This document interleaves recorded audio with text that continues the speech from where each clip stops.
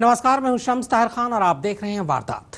साल भर तक आईएसआईएस ने दहशत फैलाई, मगर अब पिछले 2 महीनों से जिस तरह से उसे मुंह तोड़ जवाब दिया जा रहा है, उसको देखते हुए कहा जा सकता है कि शायद आईएसआईएस का दी एंड जल्द ही हो जाएगा।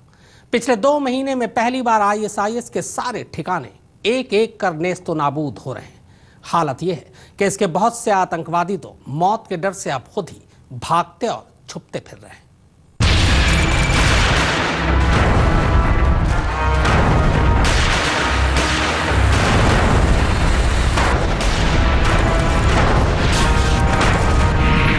सीरिया में आईएसआईएस का बुरा हाल।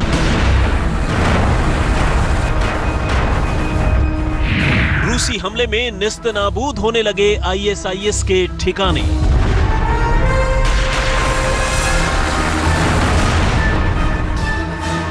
जान बचाने के लिए भागते फिर रहे हैं आतंकवादी।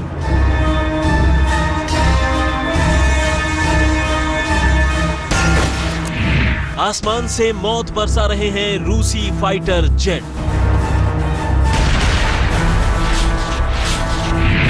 जमीन पर भी रूसी और सीरियाई फौज की घेरेबंदी तेज।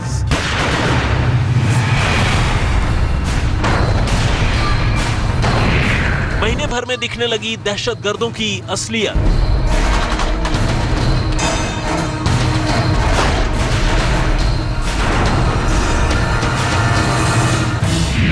सीरिया में करीब आ गया आईएसआईएस का दी एंड।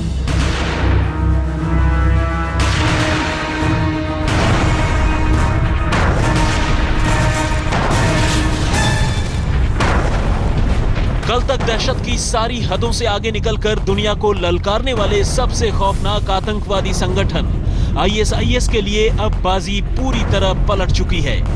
कम से कम सीरिया की कहानी तो कुछ ऐसी ही है। सीरियाई राष्ट्रपति बशर अल असद के न्योते पर पिछले तकरीबन 20 दिनों से रूस ने मध्य पूर्व के इस मुल्क का रुख क्या किया है, आईएसआईएस को अपनी औकात समझ में आने लगी है। दूसरे लफ्जों में कहें तो निहत्थे बेगुनाहों को मौत के घाट उतारकर तस्वीरें खिंचवाने वाले कायरों को अब जाकर यह पता चला है कि मौत का असली खौफ क्या होता है। और यही वजह है कि पूरे सीरियाई सरजमीन पर जहां अब आईएसआईएस के आतंकवादी चूहों की तरह भागते फिर रहे हैं, वहीं कल तक सड़कों पर हथियार लहराकर लोगों को डराने वाले बहुत से स्वयंभू कमांडर खुद ही बिलों में जा छिपे हैं। हालत यह है कि पिछले 30 सितंबर से शुरू हुए हवाई हमलों में सीरिया में आईएसआईएस के दसियों ठिकाने पूरी तरह तबाह हो चुके हैं और सैकड़ों आतंकवादी मौत के घाट उतारे जा चुके हैं। सीरिया की ये ताजा तस्वीरें इस बात की गवाह हैं कि रूस ने बशर अल असद के विरोधियों के खिलाफ इस लड़ाई को कितनी गंभीरता से लिया है। रूसी फाइटर जेट्स सीरिया के आतंकी ठिकानों पर एक दिन में जितने हमले कर रहे हैं, अमेरिका और उसके मित्र देश आमतौर पर महीने भर में उतने हमले करते हैं। अकेले पिछले 24 घंटों में ही रूस ने सीरिया के आतंकी ठिकानों पर 32 हवाई हमले किए हैं। वहीं एक रोज पहले उसने 86 हवाई हमले किए थे। लेकिन आईएसआईएस के आतंकवादियों के लिए मुसीबत सिर्फ आसमानी नहीं है, बल्कि जमीन पर अब तक अकेले आतंकवादियों से टकरा रही सीरियाई फौज को भी रूसी सैनिकों का साथ मिलने से हालात बदल गए हैं। पहली बार लगने लगा है कि इस लड़ाई के मैदान में अब आतंकवादियों की पीठ दीवार में जा लगी है, जहां से अब पीछे जाने का कोई रास्ता नहीं है और ऐसे में बेमौत मारे जाने के सिवाय दूसरा कोई चारा ही नहीं। इस रूसी हमले पर दुनिया के माहिरों की राय अलग अलग हो सकती है, लेकिन पिछले चंद दिनों में रूस ने जिस तरह से आईएसआईएस को चारों ओर से जकड़ा है, उसे देखकर अब दोस्त तो दोस्त, रूस के दुश्मन मुल्कों की आंखें भी चौंधिया गई हैं।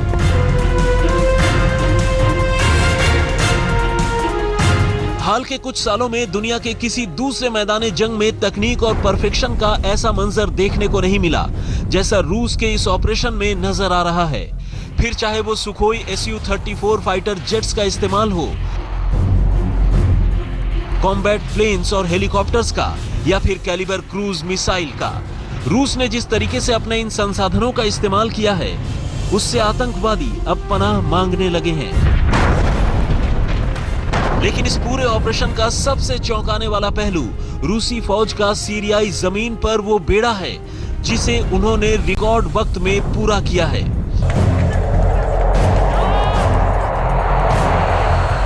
और रूस के इस बेड़े में सिर्फ अत्याधुनिक तकनीक और गोला बारूद ही नहीं, बल्कि ठहरने खाने के लिए कैंप्स और मूवेबल किचन्स भी शामिल हैं।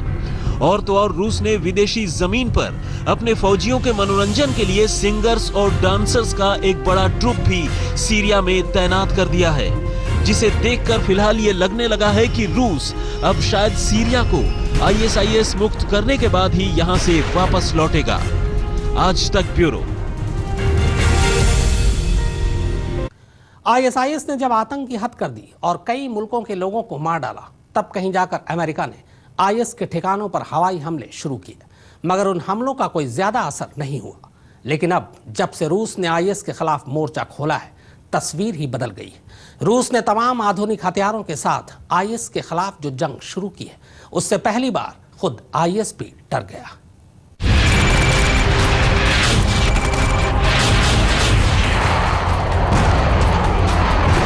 सीरिया में ISIS के आतंकवादियों पर टूटे रूसी कहर ने अगर पूरी दुनिया को चौंका दिया है तो वो यूं ही नहीं है। रूस पर अगर सीरिया को असलहों का टेस्टिंग ग्राउंड बनाने का इल्जाम लग रहा है तो वो यूं ही नहीं है। रूस की ताकत देखकर अगर दुश्मनों के पसीने छूट रहे हैं तो वो यूं ही नहीं है। दरअसल सीरियाई राष्ट्रपति बशर अल असद को ISIS से बचाने के लिए रूस ने वहां जिस जंग की शुरुआत की है, उसमें झोंके गए एक से बढ़कर एक मौत के सामान की झलक भर देखकर पूरी दुनिया भौंचक्की रह गई है। कुल मिलाकर इस वक्त सीरिया में रूस जो कुछ कर रहा है, वैसा इससे पहले कभी नहीं हुआ। अब आइए इसी कड़ी में रूस के उन खौफनाक हथियारों की झलक आपको दिखाते हैं जिनकी बदौलत ISIS को अब पूरी सीरिया में कहीं भी पनाह नहीं मिल रही। Sukhoi Su-34 fighter bomber. यही इस खौफनाक फाइटर जेट की झलक दुनिया ने पहली बार देखी। सीरिया में बिजली की तेजी से बम बरसाकर हवा में गुम हो जाने वाले इस जेट की खूबियां ऐसी हैं कि जब तक दुश्मनों को इसके आसपास होने का पता चलता है, यह आसमान से मौत बरसाकर आगे निकल चुका होता है। Guided missile cruiser Moskva. काला सागर में रूसी बेड़े की शान इस युद्धपोत को रूस ने अब सीरिया के शहर लताकिया के करीब समंदर में तैनात कर दिया है, जिससे खौफनाक फाइटर जेट्स उड़ान भर सकते हैं। साथ ही ये मीलों दूर ठिकानों पर गाइडेड मिसाइल से हमला भी करता है। T-90 tank. अमेरिका के M1 अब्राम्स की तरह रूस की सबसे भरोसेमंद T-90 टैंक्स की कई खेप अब सीरिया की सरजमीन पर तैनात हो चुकी है। खास बात यह है कि दुश्मनों को अपने बेड़े के आसपास भी यह टैंक फटकने नहीं देता। Sukhoi Su-30। बेहद छोटी उड़ान से बमों की बारिश करने में काबिल ऐसे 2 दर्जन फाइटर प्लेन का बेड़ा रूस ने लताकिया में तैनात किया है। और सीरिया में अगर ISIS को सबसे ज्यादा नुकसान रूस के किसी हथियार से पहुंचा है तो वो यही सुखोई Su-30 है। Sukhoi Su-25। रूस ने इस हवाई जहाज का भी एक अच्छा खासा बेड़ा सीरिया में तैनात किया है। Su-25 नाम के इस हवाई जहाज का इस्तेमाल क्लोज एयर सपोर्ट सिस्टम के तौर पर किया जाता रहा है। Mi-24 helicopter. पिछले 40 सालों से दुनिया में कहर बरपाने वाले ऐसे 14 खौफनाक हेलीकॉप्टर अब सीरिया में भी ISIS के लिए मौत बन रहे हैं और इनका साथ दे रही है दूसरे असलहों से lace Mi-17 helicopters. Sa-22 tank. लेकिन आसमान के साथ साथ जमीन पर रूस की तैनाती भी देखने वाली है और इसी तैनाती में सबसे ऊपर है Sa-22 नाम का वो टैंक जो जमीन से आसमान में मिसाइल के हमले कर सकता है। और इस खौफनाक टैंक को नेटो मुल्कों ने इसकी खूबियों की बदौलत ही ग्रे हाउंड का नाम दे रखा है। इसके साथ कई और खौफनाक टैंक जहां ISIS के लिए जमीन पर मौत का सबब बन रहे हैं, वहीं आसमान में ड्रोन के जरिए वो आतंकवादियों को चुन चुनकर निशाना बना रहा है। आज तक ब्यूरो। आईएसआईएस ने इराक और सीरिया दोनों को लहूलुहान कर रखा है, लेकिन मिडिल ईस्ट के मुल्कों की यह तपिश अब हिंदुस्तान तक भी महसूस की जाने लगी। जी हां, इराक में आईएसआईएस की तरफ से लड़ने के लिए जहां कई हिंदुस्तानी इराक पहुंच चुके हैं, वहीं कई ऐसे भी हैं जो अपनी बारी का इंतजार कर रहे हैं।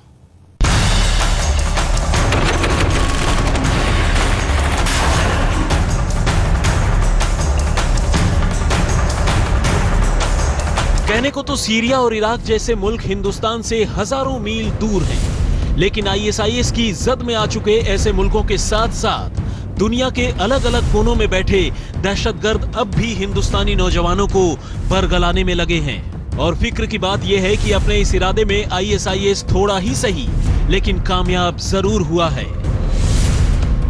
मजहब के नाम पर दहशत की हुकूमत कायम करने वाले इस आतंकवादी संगठन की वजह से अब तक जहां अकेले इराक में ही 6000 से ज्यादा लाशें गिर चुकी हैं, वहीं मरने वालों में बेगुनाहों, औरतों और बच्चों की एक बड़ी तादाद है। लेकिन इसके बावजूद आईएसआईएस लगातार अपनी बुजदिली की दुकान चमकाने की कोशिश कर रहा है। लेकिन मामला इतना भर नहीं है।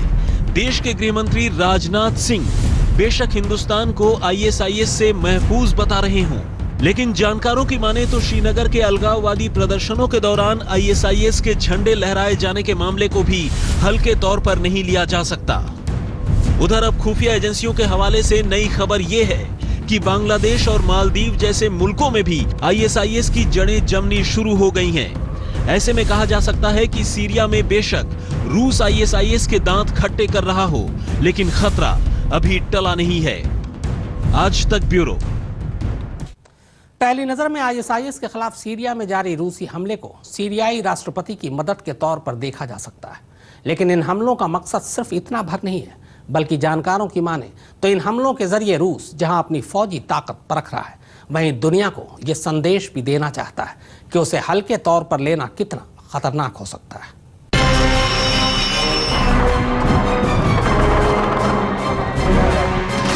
सीरिया की सरजमीन पर आईएसआईएस के खिलाफ जारी रूस की ये जंग जैसे जैसे आगे बढ़ रही है, दुनिया के ताकतवर मुल्कों के बीच बनते बिगड़ते समीकरण नई शक्ल अख्तियार कर रहे हैं। एक ऐसा समीकरण जिसमें निशाना कोई है, निशाने पर कोई और। एक ऐसा समीकरण जिसमें दिखावा कुछ है और इरादा कुछ और। तेजी से बदलते समीकरणों की शुरुआत तभी हो गई थी जब अमेरिका ने मित्र देशों के साथ मिलकर पिछले साल आईएसआईएस के खिलाफ मोर्चा खोला था।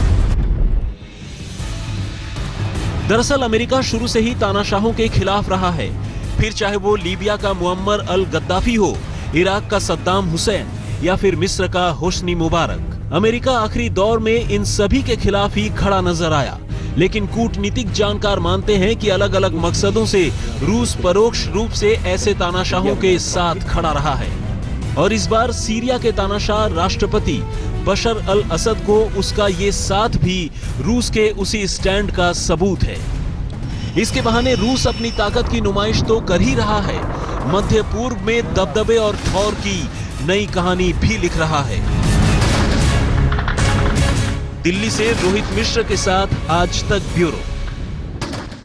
तो वारदात की खास पेशकश में फिलहाल इतना ही, मगर आज तक पर खबरों का सिलसिला लगातार जारी है।